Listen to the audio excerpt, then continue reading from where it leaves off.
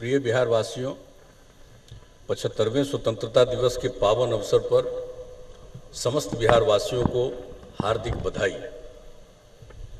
आज का दिन हम सभी भारतवासियों के लिए गौरव का दिन है। राष्ट्रभक्तों के साहस, त्याग एवं बलिदान के फलस्वरूप 15 अगस्त 1947 को हमारा देश आज़ाद हुआ।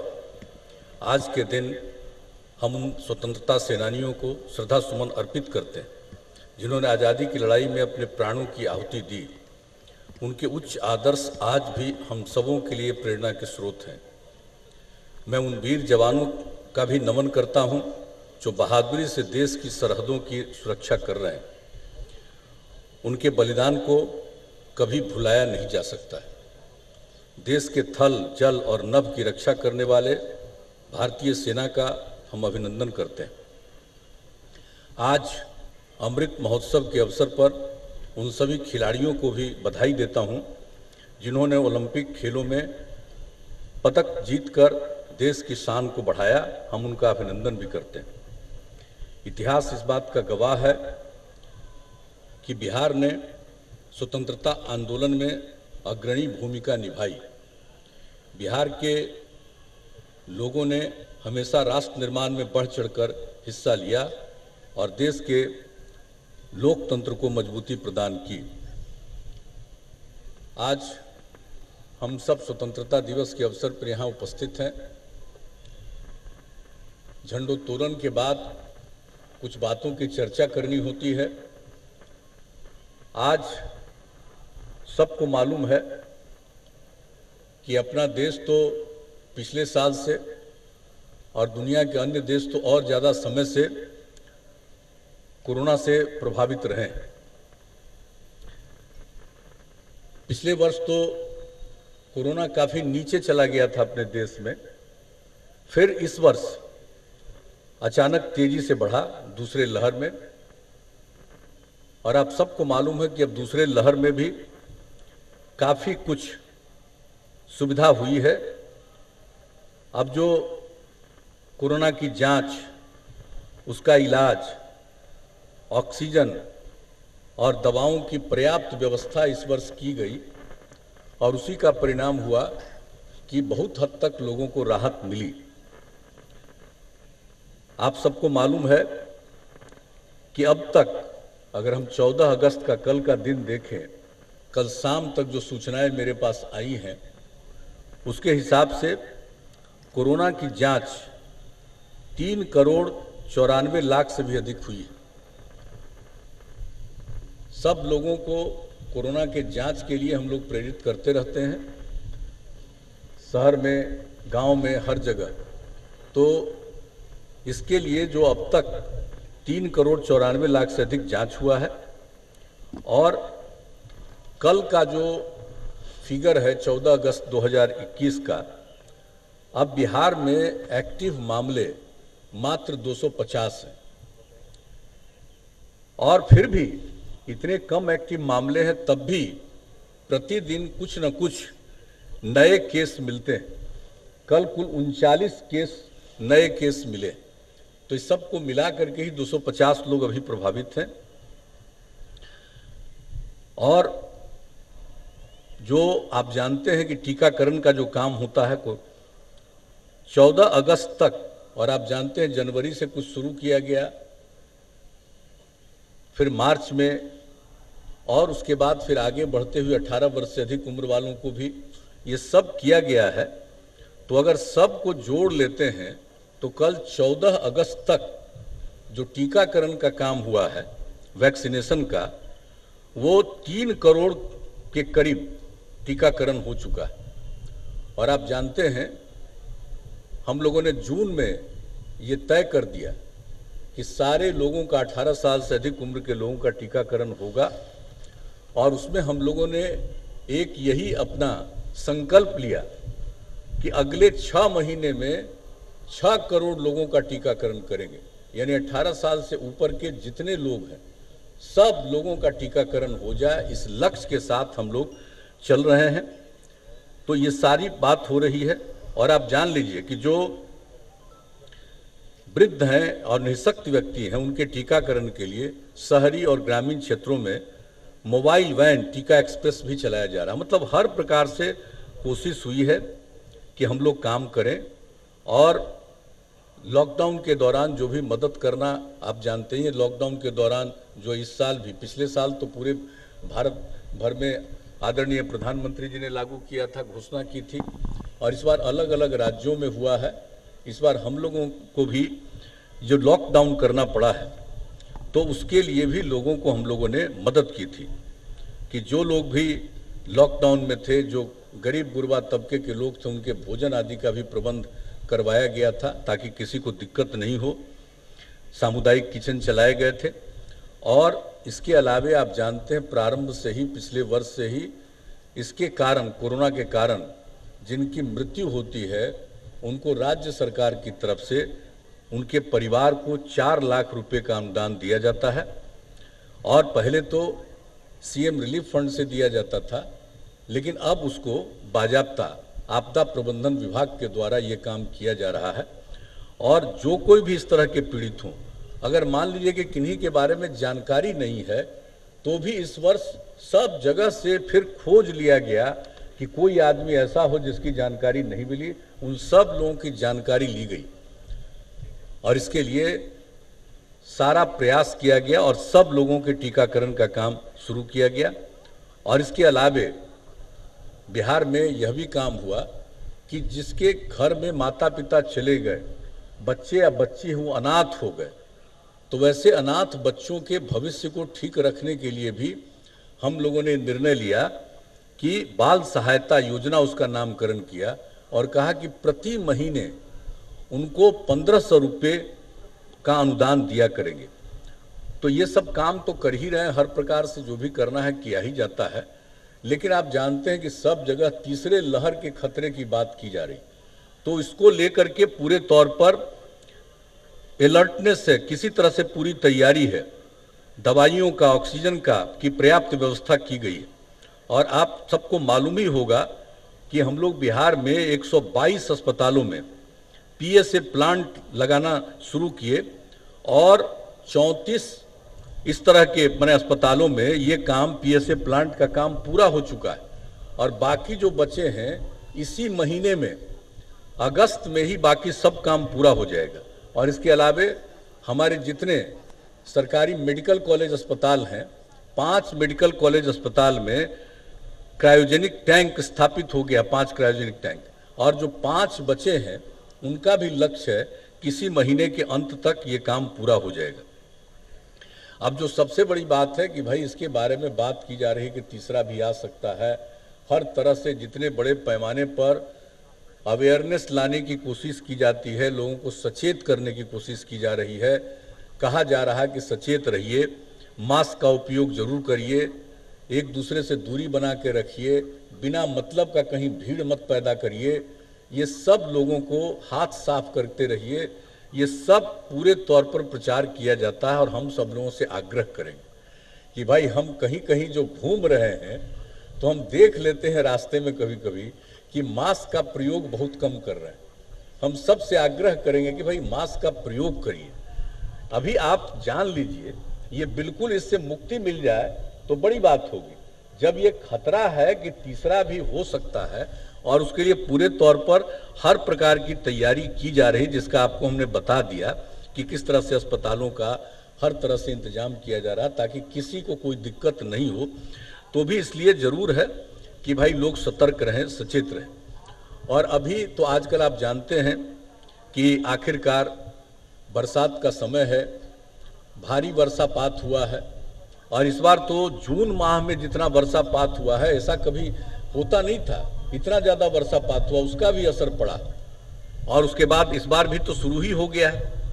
आम तौर पर जो होता था कि अगस्त में, आप समझिए इसके बाद, और सितंबर में बहुत ज़्यादा, लेकिन इस बार तो देख रहे हैं कि शुरू से ही बड़े पैमाने पर हुआ है। और जो जून महीने में जितना वर्षापात हुआ लगभग दुगनी वर्षापात हुई। तो इन सब चीज़ों को देख करके हर प्रकार से तैयारी की जा रही है। और आप जानते ही हैं कि उत्तर बिहार का भी हुआ, दक्षिण बिहार में भी बाढ़ की स्थिति हुई अब तो गंगा नदी के किनारे भी इसकी स्थिति आ गई है, कई इलाकों में बाढ़ की स्थिति आ गई है। इसके लिए हर प्रकार से हम लोगों ने किया है, भाई राहत केंद्र हो, सामुदायिक रसोई केंद्र खोले गए हैं अनेक जगहों पर। और एक बात हम लोगों ने इसमें भी कर दिया कि जहाँ कहीं भी हो रहा है, एक तो वहाँ पर निश्चित रूप से जो गांव से निकल करके और जिनको अलग रखना होगा, खिलाना होगा, तो सब लोगों का एक टेस्ट भी करते हैं हम लोग, जांच भी करते हैं, कोरोना का टेस्ट भी कराते हैं। और दूसरी बात, सब लोगों का टीकाकरण कराया जा रहा है। मैंने स्वयं भी जाकर के देखा है कि जांच भी हो रहा है, टीकाकरण भी हो रहा है। तो एक एक तरह से हम लोग अलर्ट हैं। और बाकी सबको जो बाढ़ की स्थिति में उनको परेशानी है, उनको सुविधा देने के लिए तो काम कर ही रहे हैं, इन सब चीज़ों पर भी काफ़ी अलर्टनेस है। और पशुओं के लिए भी चारे की व्यवस्था, कौन सा काम नहीं किया जा रहा है। और आप समझ लीजिए कि भोजन कराने का भी, और आप जानते हैं कि 2007 से हम लोग कर रहे हैं, फूड पैकेट भी बंटवाते हैं जहां ज़रूरत पड़ती है, कि बाहर नहीं आ सकते हैं, फूड पैकेट भी बंटवाया जाता है। तो ये सब काम की शुरुआत हम लोगों ने कर दी है। और जो ग्रेचुटस रिलीफ होता है, अनुग्रह सहाय राशि, हर पीड़ित परिवार को, जो प्रभावित परिवार हैं उनको 6,000 रुपये की अनुदान दी जाती है। और आप सबको मालूम है इसकी शुरुआत जो 2007 में हम लोगों ने किया था, उसके बाद हमने इस चीज़ को लाया है 6,000 रुपये का। तो सब तरह से, हर तरह से हम लोग मदद देने की शुरुआत की है। जब से काम करने का बिहार के लोगों ने मौका दिया हम लोगों को, तब से एक एक चीज़ पर सतर्कता बरतने के लिए और हर काम हम लोग करते रहे प्रारंभ से ही। और अब तो उसकी स्थिति को और भी कर दिया गया है। और इससे फसल क्षति होती है उसका भी आकलन किया जा रहा है। और फसल क्षति के आकलन होने पर जहाँ जहाँ प्रभावित हैं उनको कृषि इनपुट अनुदान भी हम लोग देते हैं। ये सब भी काम कर रहे हैं। अब तो आप जानते हैं कि अगस्त और सितंबर में आम तौर पर पहले आता था, लेकिन आज तो स्वतंत्रता दिवस से 15 अगस्त है, अब तक इतना सब कुछ हो गया है जो बताया गया है। जब तरह का सब जगह का हमने फिगर मांगा था तो उसके हिसाब से लगा है कि कम से कम 34 लाख आबादी प्रभावित है। अब आप समझ लीजिए कि इसके बाद का भी जो खतरा हो सकता है, तो इसके लिए पूरे तौर पर सजगता है, सब लोगों को सतर्क रखा जा रहा है। तो हर प्रकार से बराबर इस पर नज़र रखी जा रही। अब तो ये सब काम तो हम लोग कर ही रहे हैं। और आप जानते ही हैं कि हम शुरू से ही कहते हैं कि अपने राज्य में कि राज्य के खजाने पर आपदा पीड़ितों का पहला अधिकार है। जो भी हम लोगों के राज्य सरकार के पास पैसा है, अगर इस तरह से आपदा से प्रभावित होते हैं, उनके लिए हम लोग सहायता करते हैं। और शुरू से ही हम लोगों का ये संकल्प है कि आपदा पीड़ितों का राज्य के खजाने पर पहला अधिकार है। तो ये सब काम तो कर ही रहे हैं। और इसके अलावे जो बाकी चीज़ें हैं उस सब में भी विधि व्यवस्था की स्थिति, एक एक चीज़ पर नज़र रखी जाती है। और आप तो जानते हैं कि हर तरह से काम कर रहे हैं। और आप लोगों को पता हो ही गया होगा कि अब थानों में अनुसंधान का काम अलग लोगों को, और कानून और व्यवस्था को संभालने का काम अलग, हर थाने में अलग अलग ये इंतजाम किया जा चुका है। इसके लिए हम लोग बहुत समय पहले से ही इस पर विचार करके काम कराना चाह रहे थे, लेकिन अब वो काम पूरा हो गया, ताकि कहीं भी अनुसंधान का काम, कोई क्राइम हुआ है, घटना घटी है, तो उसको अनुसंधान का काम भी नियमित रूप से होना चाहिए, विलंब नहीं लगना चाहिए। और जहाँ पर कानून और व्यवस्था की स्थिति है, लॉ एंड ऑर्डर की स्थिति है, उसको संभालने के लिए एक अलग विंग रहेगा। तो ये सब काम हम लोग कर दिए हैं। और आप जानते हैं कि हम लोग इन सब चीज़ों के लिए और सब तरह से क्राइम, करप्शन और कम्युनलिज्म के प्रति एकदम जीरो टॉलरेंस है। और शुरू से ही हम इस बात को कहते रहे, हम लोग एक एक चीज़ पर नज़र रखते हैं, ध्यान रखते हैं। और ये काम तो करते ही विधि व्यवस्था की हालत। और फिर जरा समझ लीजिए कि कितना ज़्यादा हम लोगों ने विकास किया है, आधारभूत संरचना का काम किया है, सड़क का, पुल पुलिया का, सब का काम कितना किया, सरकारी भवनों का काम। अभी सामने ही देख लीजिए कैसा सुंदर बना। सब चीज़ को देखते रहिएगा, एक एक चीज़ को, सब जगह किस प्रकार से एक एक काम हम लोगों ने किया। तो उसके लिए और सबसे बड़ी चीज़ है कि जो निर्माण कर दिया गया, सड़क हो या पुल पुलिया हो या भवन का निर्माण हुआ, अब उसके मेंटेनेंस का काम हर तरह से विभागीय स्तर पर करने का हम लोगों ने कहा। इसके लिए अलग अलग विभागों में ये नीति बनाई जा रही है कि उस विभाग के द्वारा ही किया जाएगा। अब उसके लिए ठेका करके नहीं, बल्कि विभाग की जिम्मेवारी होगी, बन करके तैयार है, उसका पूरे तौर पर मेंटेनेंस करना, हमेशा उसका रख रखाव करना, ये उन्हीं का काम होगा। तो ये सब काम के लिए हम लोग किए जा रहे हैं। और आप जानते ही बिजली की जो स्थिति हुई, क्या स्थिति थी पहले, अब तो आप जान लीजिए कि कहाँ था, क्या स्थिति थी पहले, बिजली की कैसी खराब स्थिति थी। राजधानी पटना में भी लोगों को बिजली नहीं मिलती थी ठीक ढंग से, और अब सब जगह हर घर तक बिजली हम लोगों ने पहुंचा दिया। और इसके अलावे जर्जर तारों को भी बदल दिया। अब 2005 में जहां 700 मेगावाट की खपत थी बिहार में, अब बढ़ करके 6600 मेगावाट से भी ज़्यादा हो गई। और इसके अलावे आप जान लीजिए, बिहार पहला राज्य है जहां स्मार्ट प्रीपेड मीटर लगाना हम लोगों ने शुरू किया है। और अब तो देश में भी नीति बन गई, ये काम बिहार में शुरू किया प्रीपेड मीटर का, और यहां से ही ये शुरुआत कराया कि प्रीपेड मीटर लोगों को मिलना चाहिए ताकि किसी तरह की दिक्कत नहीं होगी। तो हर तरह से, और पूरे तौर पर एग्रीकल्चर के लिए तो काम कर ही रहे हैं हम लोग। डेडिकेटेड कृषि फीडर का भी कितने बड़े पैमाने पर निर्माण सब करा दिया गया है। हर तरह से कृषि के क्षेत्र में आप जानते ही हैं, सबसे ज़्यादा आबादी कृषि पर निर्भर है अपने बिहार में, तो उनके लिए सब काम हम लोग करते रहते हैं। चाहे फसल हो, फल हो, सब्जी हो, उसके उत्पादन में, उत्पादकता में कितनी वृद्धि हुई है सबको मालूम है।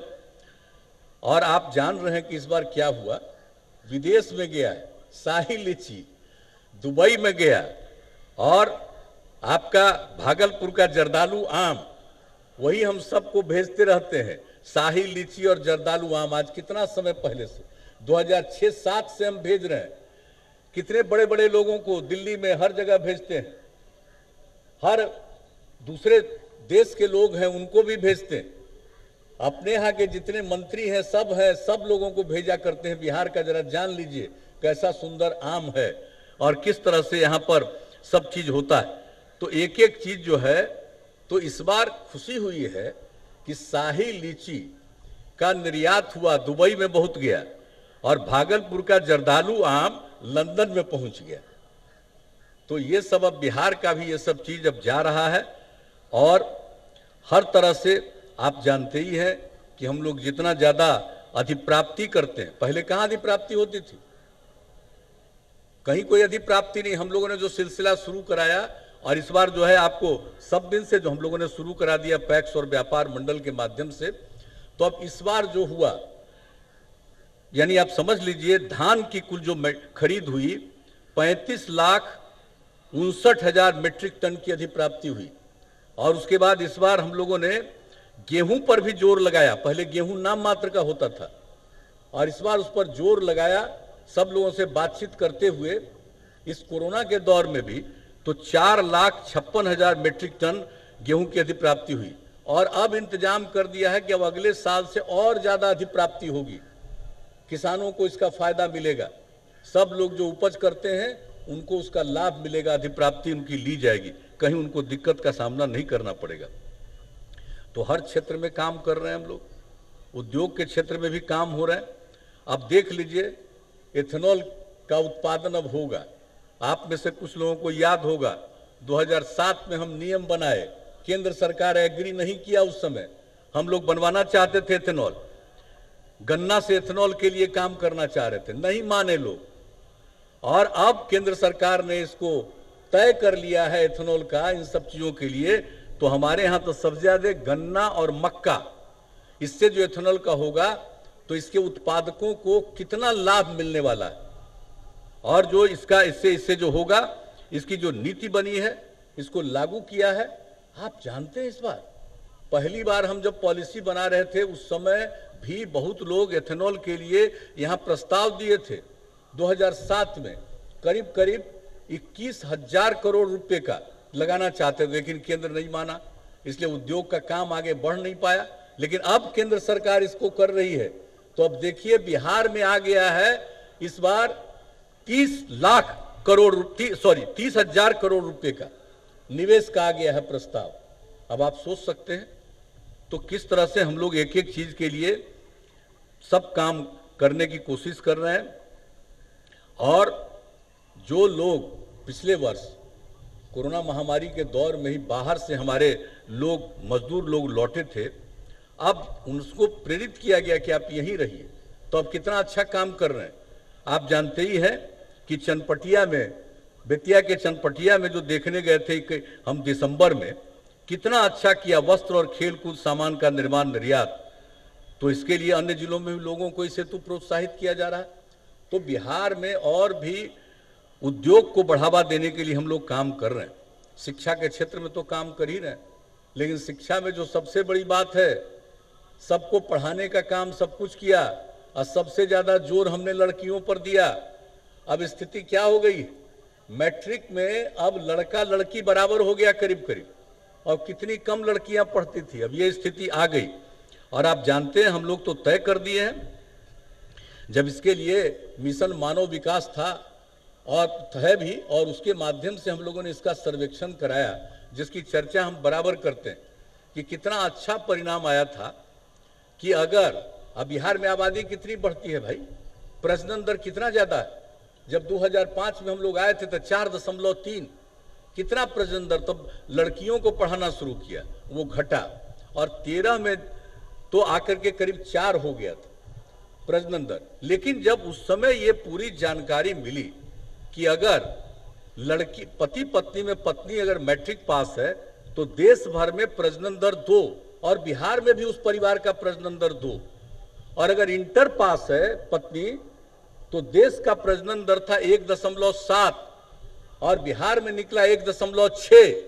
तो उसी समय यूरेका की भावना आई और उसी समय हम लोगों ने तय कर दिया कि हर पंचायत में +2 तक की पढ़ाई का इंतजाम करेंगे। और उस काम को करने के लिए जो किया जा रहा है आप सब जानते हैं, 5,438 पंचायतों में हो गया, 2,948 पंचायतों में 9वीं और 10वीं की पढ़ाई की व्यवस्था हो गई, 11वां और 12वां का भी काम चालू किया जा रहा है। तो इस प्रकार से ये जो लड़कियां पढ़ लेंगी अगर इंटर तक, तो ऐसे ही प्रजनन दर नीचे चला जाएगा।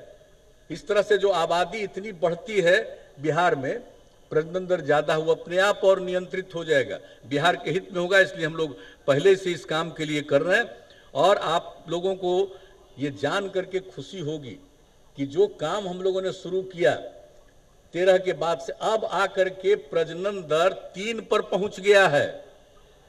अब आप समझ लीजिए कि यही काम आगे बढ़ेगा तो कुछ सालों में निश्चित रूप से ये प्रजनन दर 2 पर पहुंच जाएगा। तो हम लोग इस काम को कर रहे हैं ताकि सब तरह की सुविधा लोगों को हो। और आप सब जानते हैं न्याय के साथ विकास के लिए समाज के हर तबके का काम और विशेष हर के लिए काम करते हैं, लेकिन खास करके अनुसूचित जाति, अनुसूचित जनजाति, अति पिछड़ा वर्ग, अल्पसंख्यक समुदाय, पूरी महिलाओं के बारे में चर्चा की।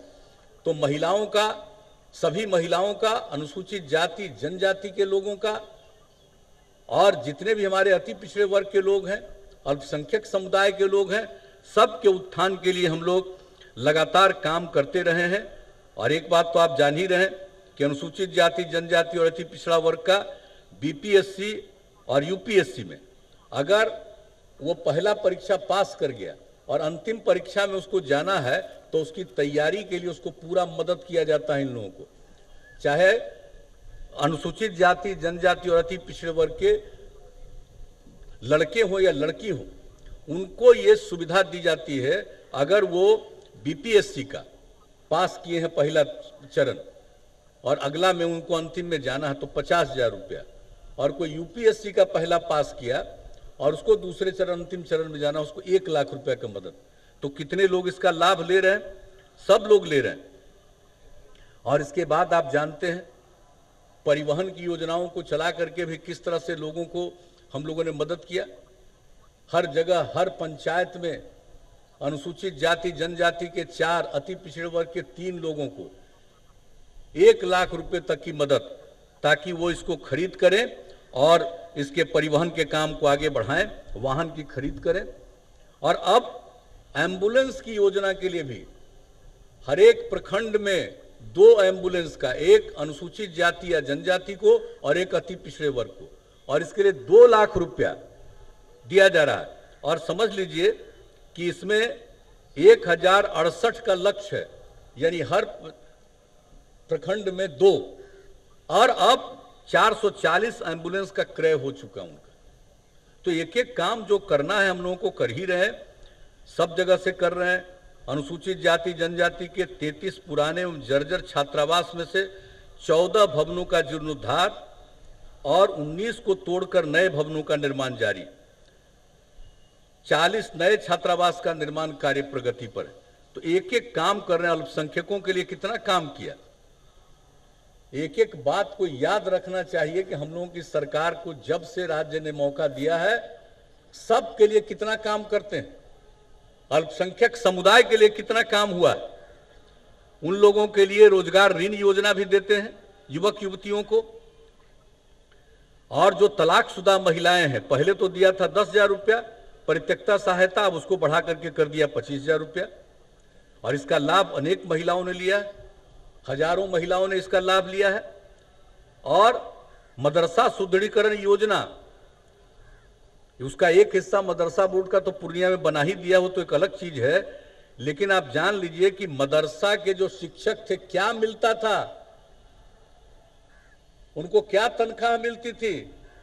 और अब मदरसा के शिक्षकों को वही तनख्वाह हम लोग दे रहे हैं, वही पैसा दे रहे हैं, उनको मदद कर रहे हैं जो अन्य शिक्षकों के लिए किया। तो आप सोच लीजिए। और 2021 में 483 करोड़ रुपया उनको दिया गया, मदरसा के जो शिक्षक हैं उस पर खर्च किए। आप सोच लीजिए, समझ लीजिए कि कितना ज्यादा हम लोगों ने किया है। और फिर सुन्नी और सिया वक्फ बोर्ड के जमीन पर बहुउद्देशीय भवन, मुसाफिर खाना, विवाह भवन, मार्केट कॉम्प्लेक्स, ये सब का निर्माण करने के लिए हम लोगों ने तय किया, जिसकी शुरुआत हो गई। और वक्फ की जमीन पर हर जिले में +2 तक की पढ़ाई के लिए आवासीय विद्यालय निर्माण की योजना बनी है। दरभंगा में तो निर्माण कार्य जारी है। कई जगहों पर किशनगंज, पूर्णिया, मधुबनी आदि में जमीन उपलब्ध हो गया, उस पर काम योजना स्वीकृत कर दी गई। तो ये सब काम हुआ। तो हम लोग तो काम करते ही रहे।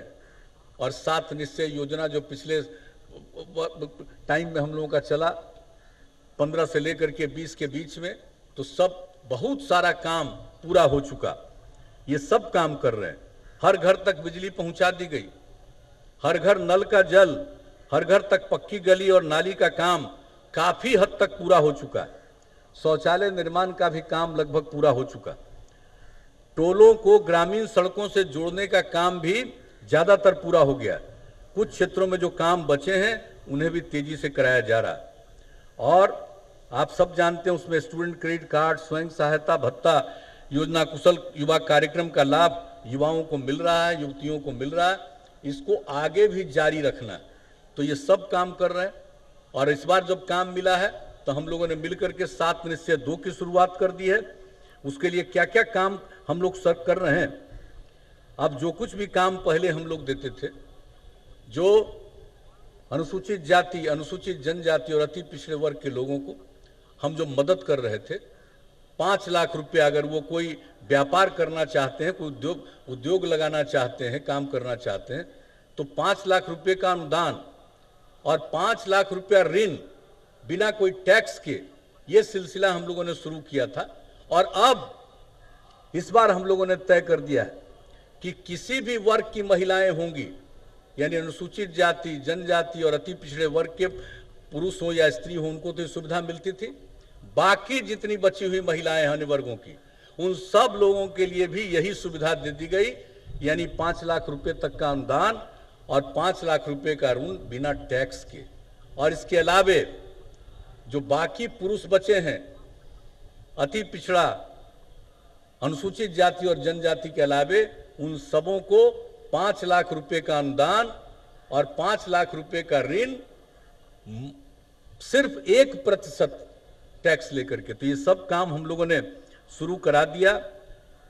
हर तरह से एक एक चीज को काम किया जा रहा है। और आप जानते हैं पहले हम लोगों ने क्या किया था, बढ़ावा देने के लिए, लड़कियों में पढ़ाई को बढ़ावा देने के लिए, अगर इंटर पास करती थी महिलाएं और अविवाहित हैं तो उनको 10,000 रुपये, और कोई 12वीं ग्रेजुएट हो जाती थी तो उनको देते थे 25,000 रुपया। और अब कर दिया है कि इंटर पास करेगी महिला तो उसको देंगे 25,000 रुपया, और ग्रेजुएट हो जाएगी तो उनको देंगे 50,000 रुपया। तो ये सब काम शुरू कर दिया है हम लोगों ने। तो कौन कौन चीज़ हम आपको बताते रहें, ध्यान रखिएगा। बाकी लोग तो अपना खूब प्रचार करते रहते हैं, हम तो प्रचार उचार में दम नहीं लेते हैं भाई, काम ही करते हैं। बहुत आवश्यक चीज़ों की सूचना देनी है, वही प्रचार में जाता है। हम लोग अपने हक में बहुत ज़्यादा कुछ नहीं करते रहते हैं, काम में ही ज़्यादा लगे रहते हैं। तो एक एक चीज़ का हर तरह से, और आप जानते ही हैं बाल हृदय योजना की शुरुआत की गई कि जिसके हृदय में छेद जिन बच्चे बच्चियों को होता है उसी को कहा बाल हृदय योजना। अब उसके लिए भी 7/2 में तय कर दिया गया उनके इलाज के लिए। तब तक 80 बच्चों का प्रशांति फाउंडेशन के सहयोग से अहमदाबाद के सत्य साईं अस्पताल में इलाज कराया गया। तो ये सब काम कर रहे हैं कि जिसके हृदय में छेद है जिन बच्चे बच्चियों को, उनको भी बचाने का काम, ये सब हम लोगों के नए 7/2 में है। और हर तरह से जो भी हो रहा है, युवाओं के रोजगार हेतु आधुनिक तकनीकी प्रशिक्षण, गांव में स्ट्रीट लाइट, साफ सफाई, कचरा प्रबंधन की व्यवस्था, शहरों में भी जल निकासी की व्यवस्था, कचरा प्रबंधन की सुविधा, और शहरों में वृद्धाश्रम, वृद्ध लोगों के रहने के लिए आश्रम बनाना, ये इसकी शुरुआत हम लोगों का है। और शहरी गरीबों के लिए बहुमंजिला आवासन की व्यवस्था करना, और सप्ताह गृहों के साथ मोक्ष धाम के निर्माण की योजना। तो ये सब और बाकी सब बहुत चीज़ों को तो पास किया गया, उस पर काम शुरू किया जा रहा है, और इस बार के बजट में भी उसका प्रावधान कर दिया गया। तो हम लोग हर तरह से इस काम को कर रहे हैं। और इन सब काम को करने के अलावे जो पर्यावरण के लिए हम लोगों का है, तो आप सब जानते हैं ये जो जलवायु परिवर्तन हो रहा है, खतरा हुआ, तो 2019 में जो हम लोगों ने शुरू किया जल जीवन हरियाली मिशन, तो इसकी शुरुआत कर दी। और क्या क्या काम किया है हम जरा बता देना चाहते हैं। 11 अवयव हैं इसमें। अब उसमें 7 है जल के संरक्षण के लिए, और समझ लीजिए कि इसके लिए जो काम हो गया, 16,786 जल स्रोतों तथा 3,577 कुओं को अतिक्रमण मुक्त कराया गया।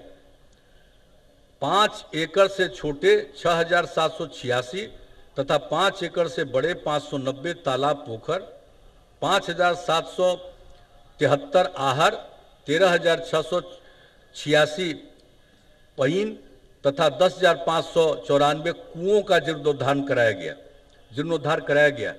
12,501 कुआं और 1,09,672 चापाकल के पास सोख्ता का भी निर्माण कराया गया।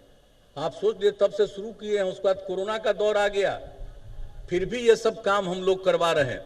हर तरह से इस काम को करना। तो और आप जानते हैं नए जल स्रोतों का निर्माण, 14,541 नए जल स्रोत का निर्माण, और गंगा जल को जो पहुंचाना है हम लोगों को, बोधगया, गया, राजगीर, नवादा, ये सब के लिए जो काम शुरू हो गया है। हम कितनी बार जाकर के उसको देख दाख रहे हैं, एक एक चीज हो रहा है, ताकि वहां पर जल की कमी है। गंगा जल, ये बरसात के मौके में यहाँ का गंगा जल ले जाकर के 3 जगह स्टोर करके रखना, और 12 महीना उनको गंगा जल की आपूर्ति करना, किसी तरह के जल की उनको दिक्कत नहीं रहे। ये काम भी हम लोग कितना तेजी से कर रहे हैं। और वाटर हार्वेस्टिंग स्ट्रक्चर सरकारी भवनों पर 13,214 हो गया। तो जिसको भी देखिएगा, मौसम अनुकूल कृषि के लिए जो हम लोगों ने काम किया, जो इसके लिए जो कि भाई मौसम के अनुकूल खेती करना चाहिए, इसके लिए अलग अलग हर जिले में सेंटर बना करके लोगों को प्रेरित करना कि भाई यही आप फसल लगाइए। तो उसके लिए 8 जिला से शुरू करके अब पूरा का पूरा 38 जिले में ये व्यवस्था हम लोगों ने कर दिया, इसका संचालन शुरू हो गया। और फसल चक्र तथा फसल अवशेष प्रबंधन पर भी काम जारी। तो एक एक चीज का जो भी काम किया, सौर ऊर्जा पर पूरा का पूरा जोर दिया जा रहा है। ये भी हम लोगों के जल जीवन हरियाली अभियान का अंग है। और हरियाली के लिए तो क्या ये बड़े पैमाने पर पौधारोपण हुआ, ये जब जल जीवन हरियाली अभियान आया 19 में, उसके पहले हम लोगों ने 12 में हरियाली मिशन की शुरुआत की। और ये देख करके बिहार झारखंड अलग हो गया था। तो बिहार में क्या था, कवर, ग्रीन कवर कितना कम था। तो उसको देखते हुए हम लोगों ने हरित आवरण इतना कम था, 9%। तो हम लोगों ने उसी समय शुरू करवाया ये काम हरियाली मिशन में, और लक्ष्य रखा था 24 करोड़ वृक्षारोपण कराएंगे, और वो वृक्षारोपण 22 करोड़ हो गया। उसके बाद जल जीवन हरियाली अभियान के माध्यम से पिछले वर्ष से और ज्यादा वृक्षारोपण का काम शुरू हुआ। पिछले साल लक्ष्य क्या था, 2,51,00,000 वृक्षारोपण, और वो बढ़ करके कितना हुआ, वो बढ़ करके भी 3,95,00,000 पौधारोपण हुआ। और इस वर्ष का है 5 करोड़ का। 5 करोड़ में से 3,15,00,000 का तो वृक्षारोपण हो चुका। अब इसके आगे और काम जारी किया जा रहा है, और हम लोगों का लक्ष्य है कि इसको बढ़ा करके हम जो हरित आवरण है उसको कम से कम 17% तक पहुंचाए। क्योंकि हम लोगों की आबादी बहुत ज़्यादा है, जितना दूर तक संभव है उतना दूर तक करना, उसके आगे भी सोच सकते हैं कि इसको और आगे बढ़ावें। तो एक एक काम किया जा रहा है। तो हर जगह से आप सबको मालूम है कि पूरे तौर पर, और यहीं पर तो सब हुआ ही था, जो हम लोगों का काम हुआ था पिछले वर्ष जनवरी में, कितनी बड़ी संख्या में मानव श्रृंखला में लोग शामिल हुए थे, 5,16,00,000 लोग। तो हर तरह से इसके बात हुई। और 24 सितंबर 2020 को संयुक्त राष्ट्र के उच्च स्तरीय जलवायु परिवर्तन राउंड टेबल कॉन्फ्रेंस में भी हमको कहा गया था, और हम लोगों ने भी अपनी बात वहां पर रखी थी। तो आप समझ लीजिए, बिहार में कोई काम होता है तो बाकी जगह पर तो खबर चली जाती है। और जल जीवन हरियाली अभियान का जब आए थे 19 में नवंबर महीने में बिल गेट्स, तो जब वो सुने तो कितनी प्रशंसा उन्होंने की। अमेरिका के रहने वाले, उन्होंने कहा कि भाई बिहार में इतना काम हो रहा।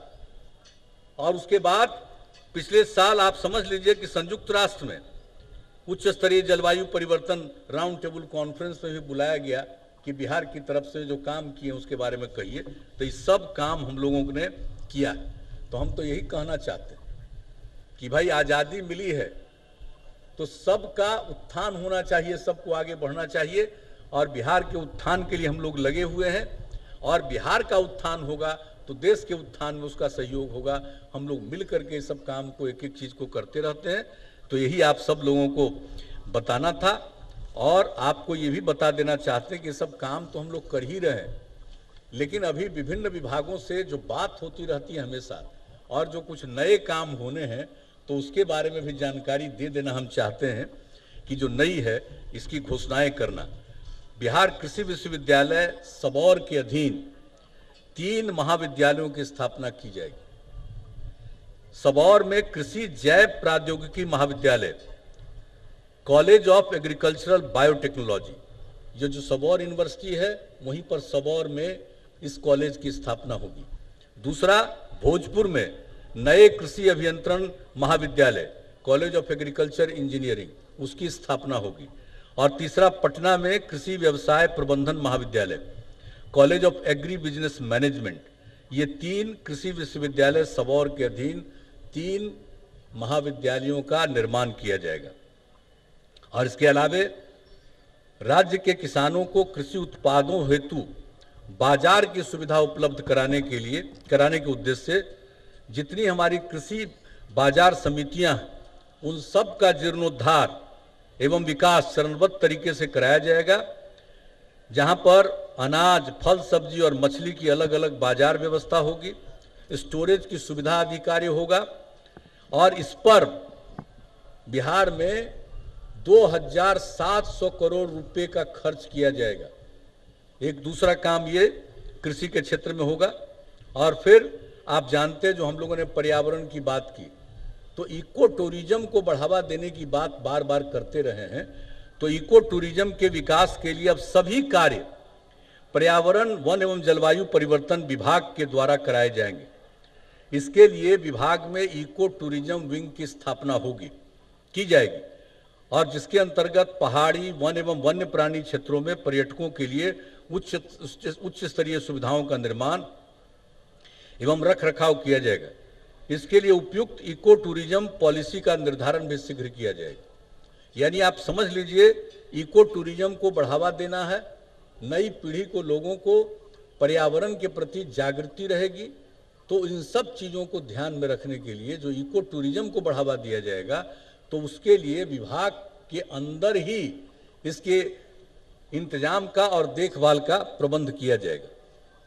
इसके अलावे सभी गांव में अगले 4 साल में दुग्ध सहकारी समितियां, मिल्क कोऑपरेटिव सोसाइटीज से आच्छादित किया जाएगा। अभी नहीं है, दुग्ध सहकारी समितियों से सभी गांव आच्छादित नहीं है, कम है, लिमिटेड है। इसलिए अब करेंगे सब जगह, यानी जो भी दूध का जिनके यहाँ होता है उसकी खरीद हो जाएगी। तो इस पूरा का पूरा और जितनी भी समितियां बनेगी उसके लिए दुग्ध के, इसके लिए आपको लेने के लिए दुग्ध सहकारी समितियां जो बनेगी उसमें 40% समितियां महिलाओं के अधीन होगी। महिला दुग्ध समितियां, ये सभी गांव में इसके लिए हम लोगों ने तैयारी करने का निर्णय ले लिया है। ये होगा। और फिर जो सुधा डेयरी के उत्पादों के लिए विक्रय केंद्र अभी तक कुछ शहरी क्षेत्रों तक ही सीमित हैं, ज्यादा जगह पर नहीं है। जो आपका सुधा डेयरी का बिकता है वो लिमिटेड जगह पर, सीमित जगह पर, शहरी क्षेत्रों में ही है।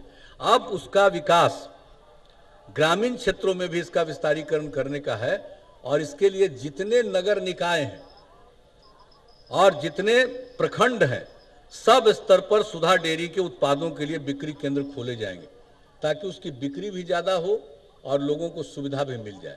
यानी जो उत्पादन जिनके घर पर होता है उनका बिक जाए और दूसरे लोगों को दूध लेना है उसको बढ़िया दूध मिल जाए, खरीदने की सुविधा हो जाए, ये काम किया जाएगा।